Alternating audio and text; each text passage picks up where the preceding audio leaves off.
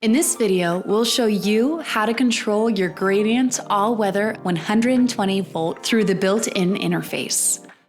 Let's start with the outer ring. There are 4 buttons.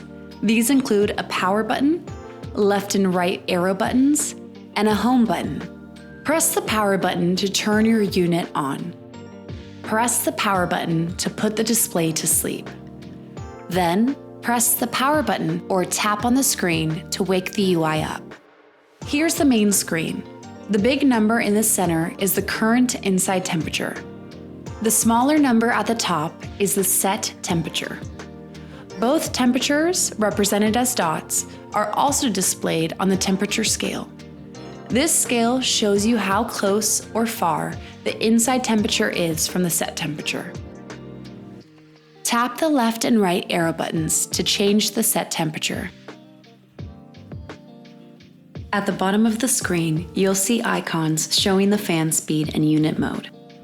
Tap any of these icons to access options. Tap the mode icon on the bottom right and choose from heating, fan only, dry, cool, heat and cool. Tap the fan icon on the bottom left and choose from high, medium, low, silent, auto, and boost. From the main screen, press the home button to access the secondary screen with the settings icon. On the secondary screen, outside temperature is displayed above the current weekday and time, while inside temperature and humidity are displayed below. Tap on the settings icon.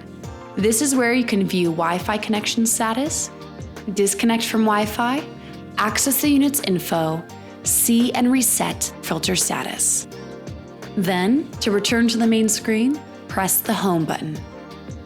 Press and hold the power button for 3 seconds to turn the unit off. For more help, visit faq.gradientcomfort.com.